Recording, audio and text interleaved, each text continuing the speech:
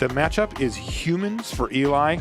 This is going to be a very aggressive matchup. Both decks playing aggressively. It's Affinity on the other side. What do you make of this matchup, Paul? Is it just come down to which deck is faster?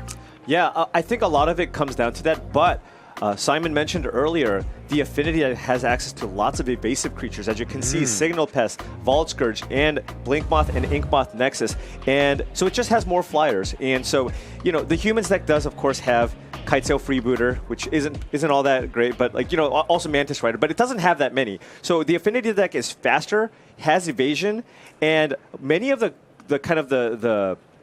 2-mana hate bears from the Humans decks don't really affect the Affinity deck very much. So I would have to give the edge to the Affinity deck. On top of that, people are just skimping on Artifact hate. Back when Krark-Clan and Ironworks was the dominant Modern deck, everybody had Artifact hate. But now everybody's really focusing on Graveyard hate because Dredge and the Izzet Phoenix deck were the decks to play going into this event. All right, well, we are underway here, and quick start for both players. Turn 1 Ether Vial for Eli. He's followed that up with Meddling Mage, is currently contemplating which card he'd like to name with it, though on the other side, not an atypical turn 1 here for Matt Sperling. He has Land, Springleaf Drum, Memnite, and a Vault Scourge. Yeah, turn 1 Springleaf Drum into 0-drop creature does it's basically another kind of Mox Opal impression here because it does give you access to 2 mana on turn 1. So Matt Sperling now can potentially play Cranial Plating, equip, a lot of different things he can do. Very curious to see what Eli Loveman names. It's Arcbound Ravager, Paul. Okay, Arcbound Ravager is a very fine name, but there's a lot of very, very problematic creatures in this matchup. Look at his hand. Arcbound Ravager in hand. Got him. Very, very good call on Eli. Very, very well-versed in Modern. He has a lifetime 67% win rate in Modern. So, very, very good for somebody looking to play the card Meddling Mage. Yeah, super impressive there. And it reduces Matt Sperling down to just attacking for 2 in the air. He does have a Signal Pest as well, so the damage will be even more next turn. But in the meantime, it's not going to slow down Eli either. He's going to play Thalia's Lieutenant and then get in with that Meddling Mage. Right, but Matt Sperling still has a decent force here. He has Memnite, Vault Scourge, and with the Signal Pest and the Battle Cry trigger, if he chooses to activate the Blinkmoth Nexus as well, he can attack here for 6. Here's a Welding Jar for Sperling.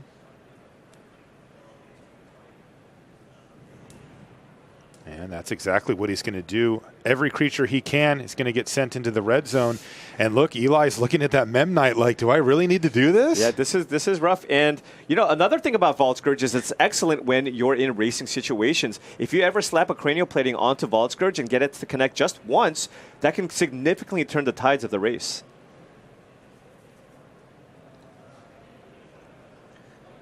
One other card that I want to talk about, kind of a newer edition, because of course it came from Guilds of Ravnica, is the card Experimental Frenzy. And I think that card is phenomenal in this matchup because it just allows you to kind of give you that sense of inevitability, right? You drop Experimental Frenzy, you untap.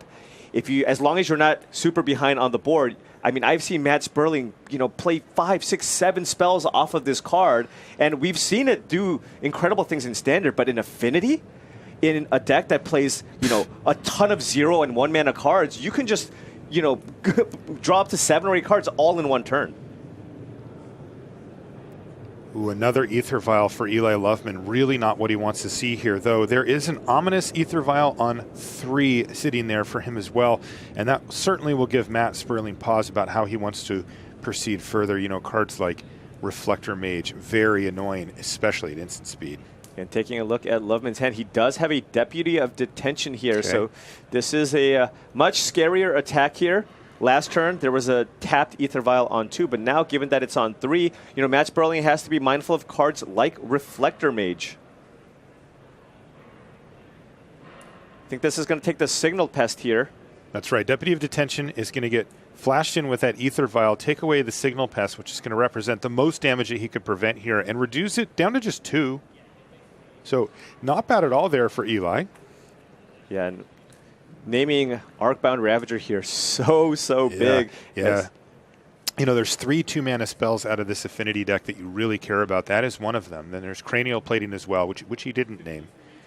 And then the Steel Overseer, which at this point we would have seen on the battlefield already from Sperling. Anyway, the Affinity players tend to prioritize getting that down as soon as humanly possible. Of course.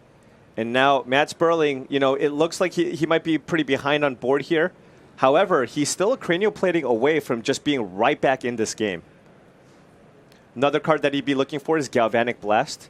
That's kind of one of the advantages of playing Affinity. There's a little more interaction that you have access to over something like the Hardened Scales deck. Galvanic Blast is a really good way to just, finish the game, but also a very clean answer to cards like Thing in the Ice, which was a card that was heavily expected coming into this tournament. Champion of the Parish is going to get put in because, well, right now Eli can't cast it with his land, so he has to use Aether Vial to put it into play. But that's going to do just fine. Thank you very much for the Thalia's Lieutenant to pick up a +1/+1 counter, and now in with the Meddling Mage, in with the Thalia's Lieutenant. So Eli Loveman applying pressure to Matt Sperling's life total and kind of forcing him to draw one of those big finishers that isn't Arcbound Ravager. Instead, it's another Blinkmoth Nexus off the top of the library. Yeah, so currently in a racing situation, the Blinkmoth Nexus does give Sperling an additional point of damage potentially as an attacker here. He can activate Blinkmoth Nexus, then use the effect on the other Blinkmoth Nexus to give it +1/+1 until end of turn. Once again, the Vault Scourge helping to buoy Matt Sperling's life total one at a time. There's that Blinkmoth go. He's looking to play the Nexuses defensively, as if you activate it, you can also spend a mana to tap it and give Blinkmoth Nexus +1/+1 until end of turn. Actually, with the other Nexus in play, he can make it into a 3/3, which would cleanly block the Meddling Mage on Arcbound Ravager. First things first, Kitesail Freebooter here for Eli Loveman. Again, another card that he can't actually cast outside of the Aether Vial, so those are doing overtime here. And he is going to whiff with that. But still, it is a human entering the battlefield. Wait, there's more. Ooh, a Mantis Rider as well. So a big turn here for Eli. Not even tapping a land, just both of the Aether Vials says 5 mana worth of creatures are going to hit the battlefield, and Eli's going to take a quick double check on Blinkmoth. He knows what it does, but it's one of those things where you really want to be sure before you start to get rowdy with your flyers here. Yeah, so Blinkmoth Nexus, again, what you can do is activate it, tap itself to give it a +1. After blockers, tap it itself to give it a +1/+1 until end of turn. Then activate the other Blinkmoth Nexus to give it +1/+1. And with that Welding Jar in play, Matt can actually just choose to save the Nexus as well this turn. Eli's doing the combat math here and seeing how much pressure can I actually put on Sperling here, and it looks like the answer is a lot. Look at this attack step here for Eli Loveman. Oh, that one has Vigilance, but still, this looks like it's going to get in the red zone. Oh, yeah, he says, can I go to combat? Yeah, okay. And in they come. The 3 biggest creatures over there for Eli are going to hit the red zone. And this is currently an attack for 10, so it isn't just lethal just yet. Matt Sperling probably wants to use that Welding Jar and maybe block and get that Mantis Rider off the battlefield. He'll basically be trading Welding Jar for Mantis Rider. Seems good. Then he can decide. He would take 7 here if that happened? He could potentially chump with Memnite on the 4/4 Thalia's Lieutenant and then just take 3, which would put him down to 8. Then what needs to happen? He needs to find Cranial Plating. Cranial Plating. Now, what about a card like Experimental Frenzy at this stage of the game? Is the window closed on that, or is that the type of thing that he could use to kind of get back in it? Potentially, if he is enough behind on board here, I think, where Experimental Frenzy, I don't know if it would quite get the job done unless he somehow strings together, 4 Ornithopters for blockers, then has enough time to untap and play more things. But there's just a lot of creatures on Eli Loveman's side of the board here. So it would be not only Frenzy, but Frenzy plus some really nice luck off the top of the library. That is a tall order for sure. And Matt deciding whether or not he wants to eat the Champion of the Parish here or the Mantis Rider. Yeah, currently it looks like he's lining up a chump block on the Thalia's Lieutenant to soak up the most damage possible on the ground.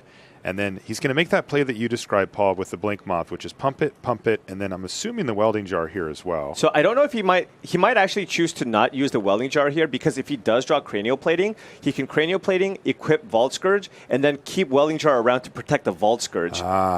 Let's see what he finds off the top of the library. No. Please don't say that was another Arcbound Ravager, Paul. That's exactly what it was. Okay, I won't say that, but I'm sorry. But it was. That's exactly what it was. This Meddling Mage deserves an absolute Medal of Honor because it is holding back 2 fantastic cards here from Sperling. And this is just lined up beautifully for Eli Loveman in game number 1. How close is he to actually winning this thing is the question now. He has whittled Sperling down pretty significantly. Just the Vault Scourge, only creature back, and then, of course, there is that one Blinkmoth Nexus left over as well. Yeah, so a couple of options here. He can either copy Deputy of Detention to get the Vault Scourge off the battlefield, or he can just go ahead and copy Thali's Lieutenant and attack with, for millions. Millions. Okay, 2 big creatures down on the ground. Rumbling into the red zone once again. This is just 1 shy of a lethal attack. So Eli playing it conservatively here because he is so far ahead, just attacking with the giant creatures and kind of keeping his options a little more flexible here by having access to that instant speed Deputy of Detention with the Ether Vial on 2.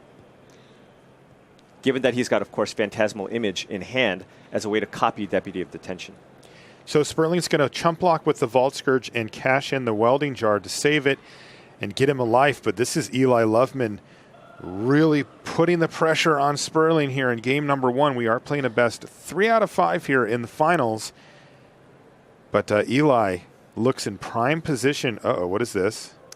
I believe it's a Vault Scourge. So he's going to choose to pay full price, but he still has to take 1 because Spire of Industry does mean you take 1 anytime you tap it for colored mana. But Matt ran the numbers and determined that 1 is not quite as many as goodness. 2. Was that another Deputy of Detention yes, off the top of the library that. for Eli? And that is going to get the job done, taking out both of the Vault Scourges and clearing the way for the lethal attack. And boy, I'll tell you what, that Meddling Mage, ooh, boy, that thing did a lot of work. And it basically earned Eli game number 1. So 1 to the good for Eli. We're going to come back, though. Again, we're playing a best 3 out of 5. The next game will be pre-sideboarder. We'll be back with that and more right after these messages. And welcome back to coverage here of Mythic Championship 2 from London. I'm Marshall Sutcliffe. I'm with Paul Cheon. No matter where you are around the world, we want to thank you for joining us and watching the best game in the world, Magic the Gathering, played at the highest levels here. We've got Matt Sperling facing off against Eli Loveman. Game number 1 in the books. And I'll tell you what, kids, this is not the time to go get a sandwich. If you are hungry, you might just want to sit still because this is a very aggressive matchup that we have here. Humans versus Affinity. It doesn't leave a lot of wiggle room for the other player. A good draw, a good start from one of the players applies so much pressure. And not a lot of ways to come back in these decks. It's kind of a snowball situation here. Yeah, the only card that really lets you come back is, of course, Experimental Frenzy, which Matt Sperling hasn't drawn. I mean, he's only got 2 copies in his deck, but one of the main reasons why Matt Sperling lost the last game is because, well, what's really important for Affinity is that it's a synergy deck, and because it's a synergy deck, you need your payoff cards. And Eli Loveman just named the perfect card. He named Arcbound Ravager, which Matt Sperling had in hand, and then he drew a second copy of it. So, he needed something like a Cranial Plating or a Steel Overseer there to be competitive in that game.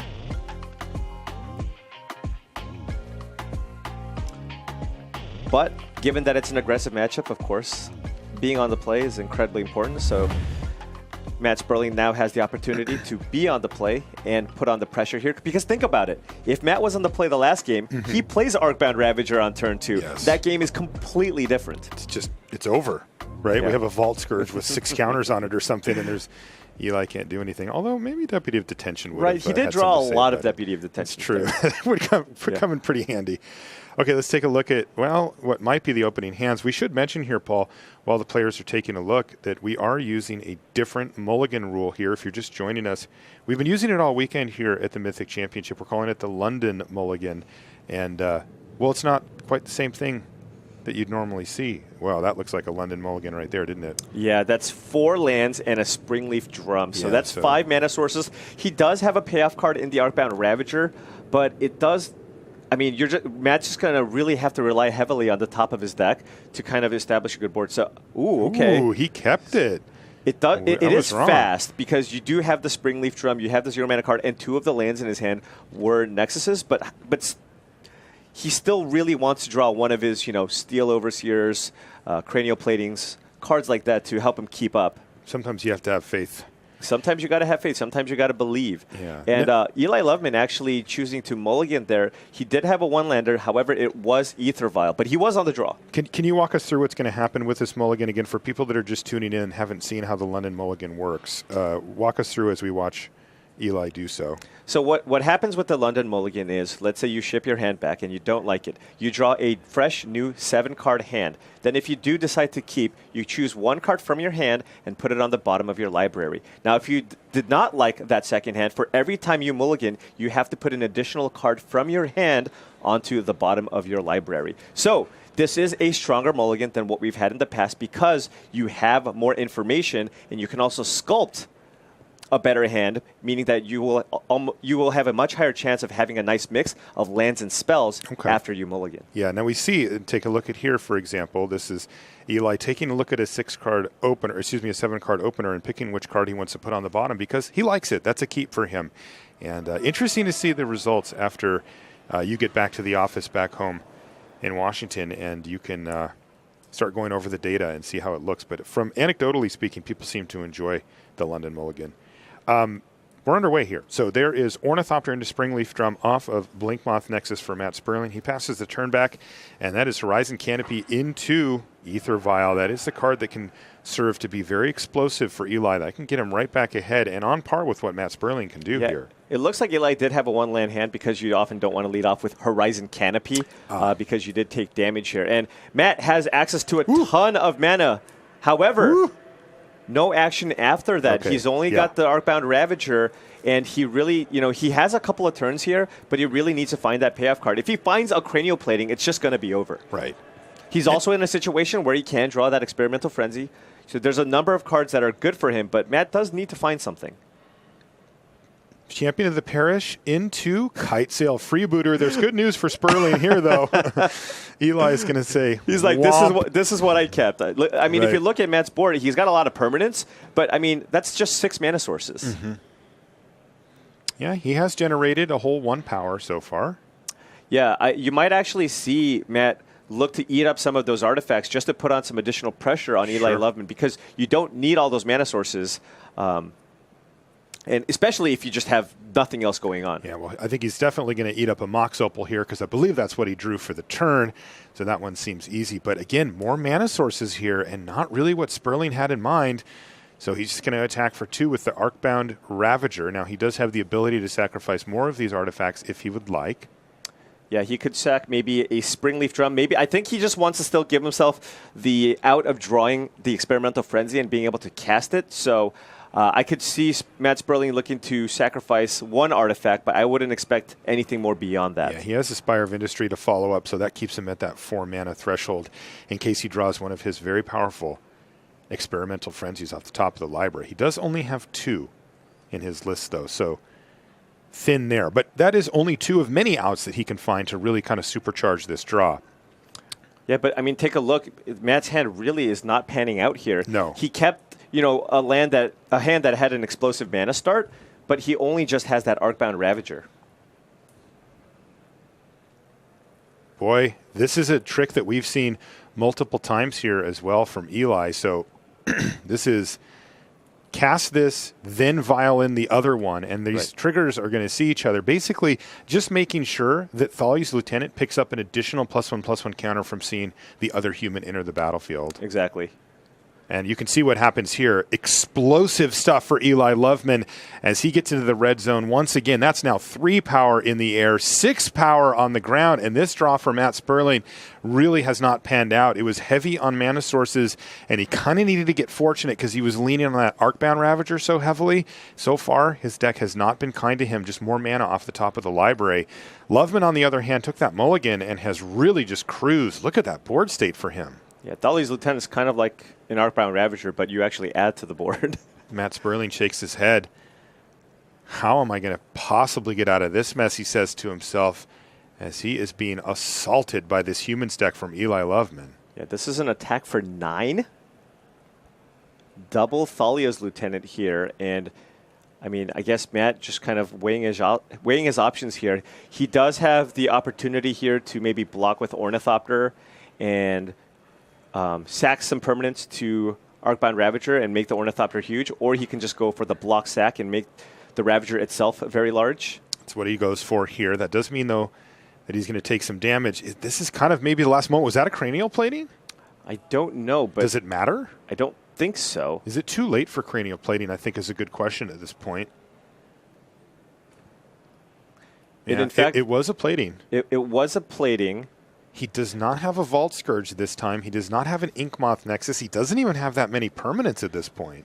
Right. So if he goes cranial plating, equip attack, if it's not a lethal attack, so let's see, he goes cranial plating, equip attack. That's going to be 4 artifacts on the battlefield, and the Ravager is a 4/4, so that'll be an attack for 8. But as we know, they don't work well together. Right, exactly. You can't. Every time you sack a thing to make the Ravager bigger, you have 1 less artifact on the battlefield. So it's just going. You're just going to be breaking even. And then if he does that, if you look at Eli Loveman's side of the board, he's got 2 Thalia's Lieutenants, a Kitesail Freebooter, and a Champion of the Parish, which is currently representing 14 damage. And if he plays just a single human, he's going to get 3 triggers on all those creatures, and that's going to be a lethal attack for 17. How about Reflector Mage? That plays. Is that the good one? Yeah, so Sperling just trying to give himself any possible outs here. He equips up his Arcbound Ravager with the cranial plating and attacks. Eli's just going to take this. But this is it. He just says, yeah, you can't kill me. I just don't have a way to die here. Sperling has no cards in hand. All the information's on the battlefield. And go ahead. Yeah, and Eli is just running the numbers. This is the point where you're just double-checking, triple-checking. This is the finals of the Pro Tour. You're making an attack here. Matt Sperling can go to 9. I mean, can deal 9 points of damage here. Let's take a look again. 4, 5, 6, 7, 8. And ultra conservative from Eli. He actually did chump block there. Interesting. Did he not have lethal? 6, 7, 8, 9, 10, 11, 12, 13, 14. If you play a human, that's 15, 16, 17. That's 17 damage, right? If the life totals are correct, I'm not sure he should have blocked here because Matt Sperling does not have a land in hand. Now, it's unlikely to affect the outcome of the game because of the Reflector Mage anyway. Right. But he may have been able to seal the deal here, and, in a closer situation, you need to make sure. But, this one still looks very good for Eli Loveman here in game number 2. This is the last of our sideboard list games. The players will be able to consult their sideboards after this. And Eli seems content to just set up a 2-turn kill here. He has Aether Vial on 3 with with Reflector Mage in his hand. And that means that he can defend himself pretty cleanly here from this Arcbound Ravager.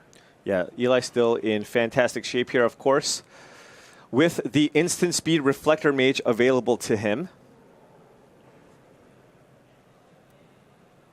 And very powerful. Yeah, that is the true power of Aether Vial. I mean, we saw this in a previous match for his win-in into the top 8, where his opponent kind of moved all in onto a big Inkmoth Nexus with Arcbound Ravager. And with the Vial, the fact that you have the ability to counter somebody moving all the counters from Ravager onto another permanent with an instant speed Reflector Mage just completely changes the way the game is played from a human's perspective. Sperling's taking a look at the board state here. It doesn't seem like there's any way out for him, but he is being exhaustive with his evaluation to make sure that there is no possible way for him to pick up a victory. Yeah, I think he's considering whether or not he should attack. He's just going to attack. He's going to attack. He does have the blocker available here in the Blinkmoth Nexus. But here's the big blowout. That's one of 2 Reflector Mages in hand for Eli Loveman. And there's just really nowhere for Sperling to go from this point. He can put all the counters on a Blinkmoth Nexus. That's something. So if he sacrifices the Arcbound Ravager and puts all the counters on the Blinkmoth Nexus, it will be a 5/5. He will then be able to activate it and block as a 6/6. Okay. No, and that's going to be numbers. Yeah. So Matt Sperling packs him up. He says, you had the Reflector Mage. That was enough to end the game. And look at this. Eli Loveman, 2 quick games over the much more experienced player, Matt Sperling. And he is now 1 game away from being a Mythic Championship winner. We're going to take a short commercial break. When we come back, we'll figure out who's winning this thing. Don't go anywhere. Welcome back to the feature match area here in London, England. Marshall Sutcliffe with Paul Chion. Thank you so much for joining us for coverage of the finals. Now, I mentioned it before, we're playing best 3 out of 5 here, Paul, and that means that with 2 games done, it's time to consult those sideboards. Let's take a look at what Eli is working with for his sideboard. Traditionally speaking, people used to pack a lot of sideboard hate for Affinity. Is that the case still? Yeah, there's significantly less here. Before, you would see more static casters. Sometimes people would play cards like Kataki War's Wage, but now here, you just have a couple of multi-purpose spells. Cards like Dismember, which, you know, if you're in a racing situation, it's not really what you want, but you do need some interaction for those Steel Overseers. I think Izzet Static Caster is probably the best card here in the sideboard against the Affinity deck, which plays a ton of evasive creatures that are X1s. And there's a Deputy of Detention, which I also expect to come in. And Whirler Rogue actually is surprisingly good in this matchup because it does enter the battlefield with 2 Thopters, and just having 1/1 flyers is very, very annoying coming from the Affinity side. Lingering Souls, for example, being a commonly played card in various mid-range strategies to combat Affinity. Okay, so we'll see what Eli ends up bringing in, but he's got some options. On the other side of the battlefield, Sperling, he's got kind of a diverse sideboard, given that he can make actually all colors of mana pretty easily in this deck with Mox Opal and Spire of Industry and such. What does he have for this matchup, though? I think specifically for this matchup, there's 2 cards that I'm looking at. Dispatch as an additional just removal spell to have against the humans deck, you know, somehow being able to deal with a gigantic Champion of the Parish, or maybe even an annoying Meddling Mage that's naming, you know, one of the payoff cards in your hand. I can see Dispatch coming in, and Etched Champion. Etched Champion is phenomenal in this matchup because humans, for the most part, are attacking on the ground, and Etched Champion is impossible to remove. It's just a brick wall. Right. So you play it, and it just will basically say, hey, you can't attack me with any of your ground creatures. I can just block. And then at some point, I'm going to draw Cranial Plating, slap it onto my Etched Champion, and kill you. By the way, double plating opener here for Sperling. Does he have any lands in there? Couldn't quite tell. We got just a short look at his hand there, but we'll know soon enough. Yeah, we are underway here, so he does have lands, and it looks like it's Ornithopter, Springleaf Drum, and a Blinkmoth Nexus. So a quick start here for Sperling, and this could be his first time getting on board. He's down 2-0 and facing elimination from the tournament, and you know, potentially making Eli Loveman our champion. So he really needs a good start here, and it looks like he's got it. Here comes Cranial Plating. Yeah, this is huge, and now he's going to equip it, and I wonder if he's going to run out that... I think he had a Welding Jar, but it looks like he hasn't played it. Yeah, he decided not to. He's just going to pass the turn back. Now, remember, that was not an attack from Ornithopter. He needed to tap it to use the Springleaf Drum to make the mana. And here, well, he's going to be happy he got this down ahead of time because here's a Kite Sail Freebooter. It's going to take the other plating away. Yeah, it will take the plating. However, Matt will be able to get in a pretty big attack here this turn. Very big. Yeah, he's got another Blink Moth. He can play that and the look Welding at Jar. this. Here it is, Experimental Frenzy. The perfect curve. Experimental Frenzy on the battlefield, and we finally get to see this thing go definitely. off. And Eli goes, wait, I played Freebooter. I looked at your hand, but you didn't have... What? Oh, and here we go, card. Ornithopter for free.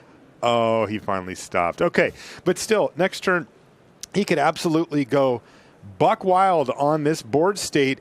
Eli Loveman is facing down threats from multiple directions now, and he has the Deputy of Detention, which can take down that Experimental Frenzy. So a key play there from Eli, though he is still facing significant pressure from the Ornithopter. Yeah, and that's only a temporary way to remove the Experimental Frenzy. Matt Sperling plays 4 copies of Galvanic Blast. Oh, and there's one on top of the library. He's just showing it as too. well. Look at He's like, look what I found. He's like, all right, I'm going to do the thing.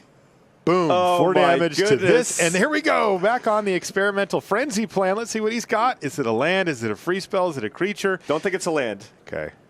Well, he can cast it, whatever it is. If it's a colored spell, he can't, I don't think. Is there a Springleaf Drum in play? No, there isn't. There is, but it's been used. Oh, and that's a Master of Ethereum, so he actually can't. Wow. Oh, how unlucky. Yeah, I think he's doing fine here. You're not that worried about it? Yeah. Okay. So this is a very big attack. Yeah, that one's just been activated, so it's going to count as an artifact. So 1, 2, 3, 4, 5, 6, 7, 8. So it's 9 damage. Yeah, I think he down to 11. He just tapped one to activate one and then activated the other one. So that's correct. Very, very big attack. And yeah, 9 damage down to 11 for Eli Loveman. He thought he was doing fine, but once again, Matt Sperling applying pressure from 2 distinctly different angles here. 1, directly to the life total, and 2, via card advantage through Experimental Frenzy. And this is just going to give Eli perhaps more than he can handle this early in the game. Yeah. He hasn't had time to set up anything. And the thing is, Eli, I'm sure, thought he had a totally fine hand here. He's like, all right, freebooter, get that payoff card in the cranial plating. Next turn, all right, Deputy of Detention. And he didn't have the Experimental Frenzy in hand, draws it off the top. He's like, all right, Deputy of Detention. I'm going to get that Experimental Frenzy. You're going to need to top deck a burn spell. Oh, Galvanic Blast. Okay, well, now I'm going to need to get rid of that Experimental Frenzy again, but the whole time he's being attacked by a gigantic Ornithopter. Yeah, there's just no way out here, or is there? Let's find out. Eli Loveman is going to tap his Cavern of Souls for a Champion of the Parish, so stage 1, and then he does have the nice, well, it's going to end up being a blocker probably here, but the Mantis Rider to get in the way of Ornithopter. So, interesting. Now, maybe the pressure a little bit back more on that Experimental Frenzy to provide Sperling with a bunch of value. So he's going to draw Master of Ethereum, but remember, because Experimental Frenzy is in play, he will not be able to play Master of Ethereum this turn, but he has the entire top of his library with all the mana. He's got access to 4 mana. If he finds any colorless spells, he can play it. Is this a Cranial Plating? That is. Yep. And this might just be 2 lethal Ornithopters, and Eli might have to trade off Ornithopter for a Mantis Rider, which feels really bad. Feels really, really bad. Now, can he actually just get in for the full 11 from each of them? I'm going to assume not. This is an attack for 14. Right, so no way. But this does force the block. Yeah.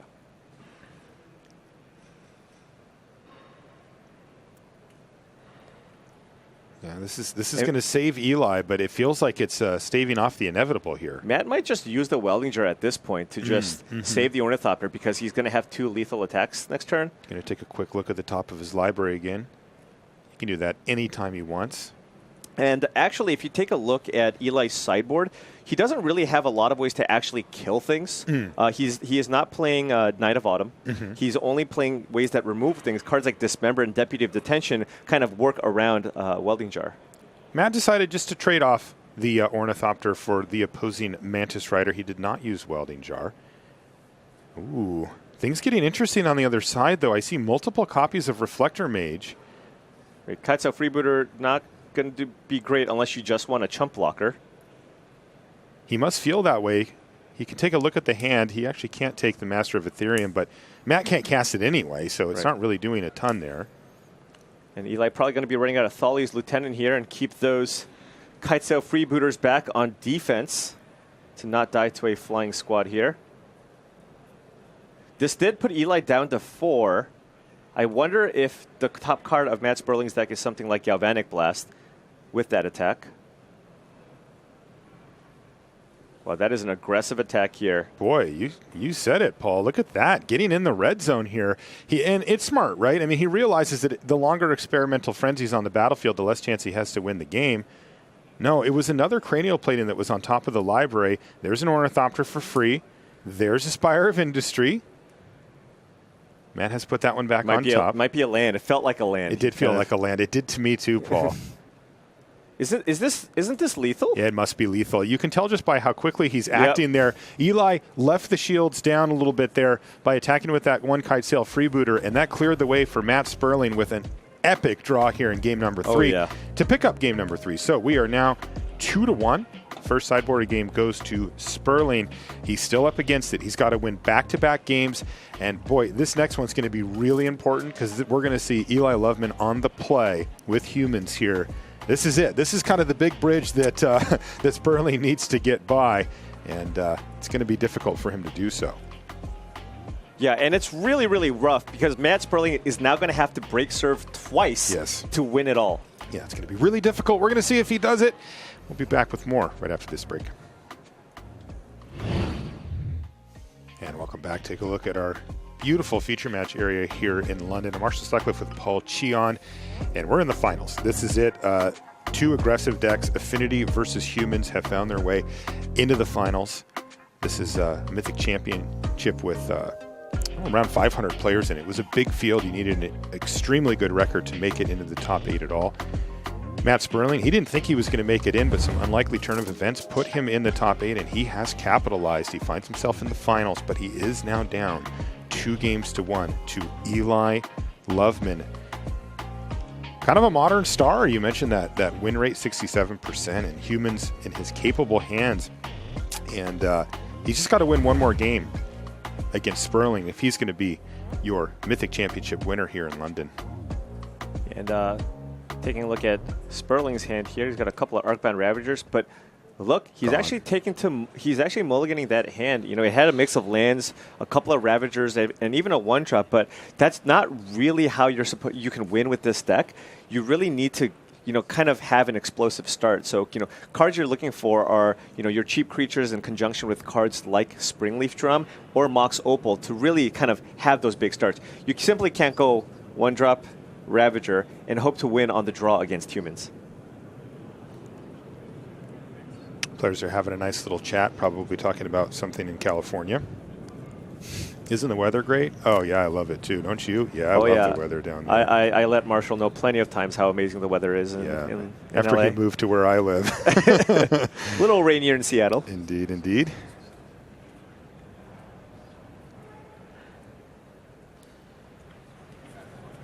It's nice to see that, by the way. Little face-to-face interaction here, right? Sometimes when you play games a lot, you can feel a little disconnected from your opponent, but it's one of the great benefits to our game is, you know, these two gentlemen will remember this moment for the rest of their lives. Of course. And Eli, you know, probably looking forward to the next Mythic Championship, as it will also be modern.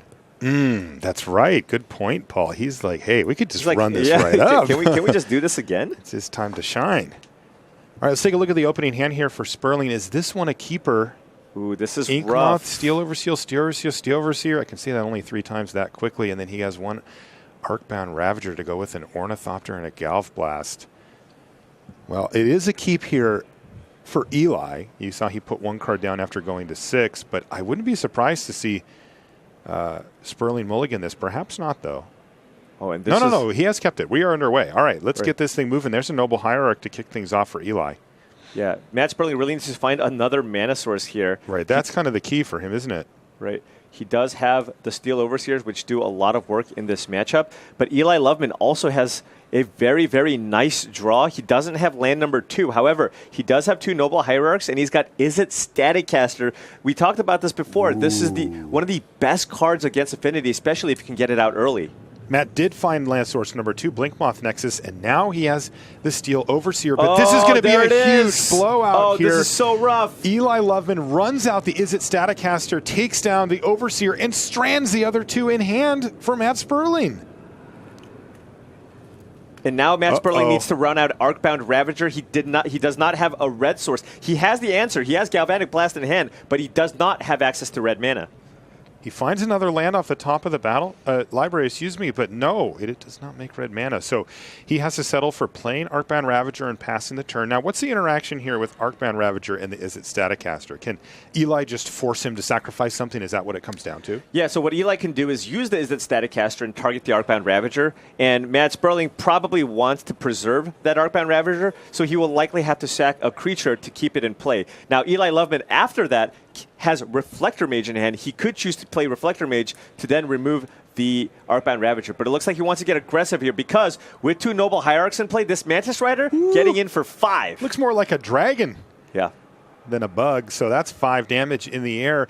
And the truth of the matter here is that the Izzet Staticaster can just sit there and prevent Matt Sperling from casting so many of his creatures that it could buy Eli plenty of time to just kill Matt in the air. With this Mantis Rider, we may be seeing our champion emerge here. Eli Loveman off to 2 quick games. He did give up the 3rd game, but now significantly ahead thanks to that key sideboard card, Izzet Staticaster. And just imagine, again, if the roles were reversed. This was a turn 3 Staticaster. If Matt Sperling was on the play this game when it was able to untap and play and activate that Steel Overseer, this would have looked completely different. But now, you know, with that free Steel Overseer, Matt can't even play additional Steel Overseers. No. It's just basically fodder for the Arcbound Ravager at this point. Right, and he keeps finding lands. Remember, he kept the 1 lander here. No colored mana sources. He has the Galvanic Blast in his hand that would take care of that Staticaster and maybe open the floodgates for these Steel Overseers, but he can't find the mana to cast it. And Eli, sensing weakness here, is pouncing. He's got Mantis Rider crashing into the red zone, and it looks like he has another one at the ready as well. Yeah, his hand is phenomenal. Oh, a third Noble Hierarch as well means that one Mantis Rider attacks for as much as 2 would. Attack for 6, no big deal. Yeah, so it looks like Matt Sperling is going to block with the Blinkmoth Nexus and then maybe pump it up here. Yeah, so it looks like he's activating Inkmoth Nexus Excuse here. me, Inkmoth is what I meant to say. And if he blocks, he will be able to shrink the Mantis Rider because it does deal damage, infect damage. Right. Deals damage in the form of -1/-1 counters to creatures and poison to players. So now Matt Sperling can use Blinkmoth Nexus if he wants to try to pump it, but then Eli Loveman can respond to that by using Izzet Staticaster to try and finish off that Inkmoth Nexus. So would that force the Arcband Ravager then? Yeah, at that point, that would force the sacrifice on the Arcbound Ravager, and Matt Sperling can then choose how to maybe approach this game. You know, sack an additional artifact and make a 4/4 Inkmoth Nexus, or just sack the Inkmoth Nexus to the Ravager itself. And that's what he did. And so no damage will actually hit the Mantis Rider at all in that scenario. And there's a second Mantis Rider on the battlefield. The window is closing here for Matt Sperling. He needs to find a colored mana source, and he ripped another Arcbound Ravager. That does not do it. Yeah, that is not going to get it done.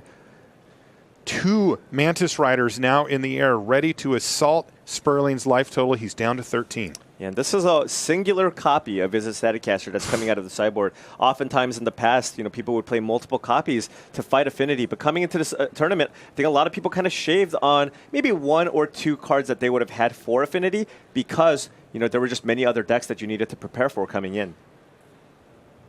Boy, I tell you what, if Eli finishes off this game and wins the tournament, I would frame that thing. That is, Staticaster would never leave my side. It is doing overtime here. It matched up perfectly with the draw that Sperling had with the triple steel Overseer. He played one of them. It died to that Staticaster, and the other 2 have just been stranded helplessly in hand for Sperling. Nothing he can do until he finds red mana to use that Galvanic Blast to clear away that Staticaster and try to scrap his way back into this game. Now, he does have double Arcbound Ravager on the battlefield. Yeah, and you know, sometimes this is the cost. This will happen when you play the Affinity deck. Sometimes you don't have colored mana because you are playing Darksteel Citadels, Blinkmoth, and Inkmoth Nexus. It only has 13 colored sources in the entire deck. Did Eli just not even use the Staticaster at all there? It looks like he did not. I mean, isn't it just like a free roll to do it? Yes, Ooh, he could have just fired it off. Did he draw a Phantasmal Image? He did. So 2 Staticasters? So he can have 2 Staticasters in play, meaning that it's going to be even more difficult for Matt Sperling because now he has Galvanic Blast. Oh, and the Galvanic Blast is going to get taken away here by Kitesail Freebooter. Ooh. This is surely the death knell here for Matt Sperling. He throws that Galvanic Blast across the table because he knows that his outs just dwindled even further as Eli Loveman just patiently sets up the win here. He's first off going to attack with both of his Mantis Riders, get those into the red zone. Yeah, and at this point, Matt Sperling might be in a position where he just needs to make a gigantic creature and somehow hope it's enough because, you know, Eli Loveman now took the Galvanic Blast away from Sperling and has the ability to make a second copy of Izzet Staticaster if he wants.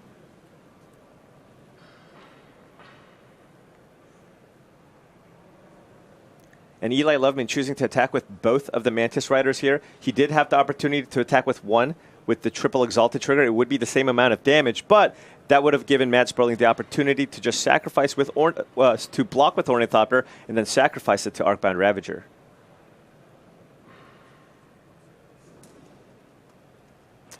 Oh, and look at this. Matt Sperling trying to make a 3/5 Ornithopter here. He's going to eat up one of the Mantis Riders, but Eli says sure. So it's taken 3 damage, though. Now, Reflector Mage. Packing right back to your hand. Reflector Mage off of 3 Noble Hierarchs post-combat means that Ornithopter is going to be back in his hand, and Matt can't even play it next turn. Yeah, this is just a game at this point. There is just way too much pressure on Eli Loveman's side of the battlefield. Matt Sperling will sacrifice the Ornithopter, but this game is over. Sperling finds cranial plating, but he's just down to 3 permanents left on the battlefield. Eli Loveman with the Izzet Staticaster and the double Mantis Rider draw has put too much pressure on Sperling. He's dwindled his resources. He's super far ahead, and he even has that extra copy of Phantasmal Image at the ready. So first things first, hit you for 6 damage. That's a lot of 3 exalted exalted triggers. Again, Matt has options here as far as blocking goes. He doesn't actually need to. He's going to fall down to 4 life. So Champion of the Parish here, and then I can see a Phantasmal Image here being played, maybe copying Reflector Mage targeting the Arcbound Ravager, but that would do it. There it is, Galvanic Blast off the top of the library. It is completely uncastable as it has been this entire game, and we are on the verge of our champion. There's another Reflector Mage off the top of the library as well to send the last creature packing on the battlefield. There it is, Reflector Mage on the stack. Sperling's going to think about it and scoop up his permanents. We have our champion. Eli Loveman of the United States is your Mythic Championship winner here from London. Congratulations, Eli. Oh, yeah. And Eli just playing so clean every single game that we've seen. He just knew what the important cards were in every single matchup. I mean, I want to talk about Meddling Mage turn 2 game 1 on Arcbound Ravager. That's a tough choice. There's so many different 2-mana cards you could have named there. There could have been Cranial Plating, Steel Overseer, Arcbound Ravager, but ultimately deciding that Ravager was the card that he needed to call, and it stranded 2 copies of it in Sperling's hand, and that was the key point in game 1 for him to take that down.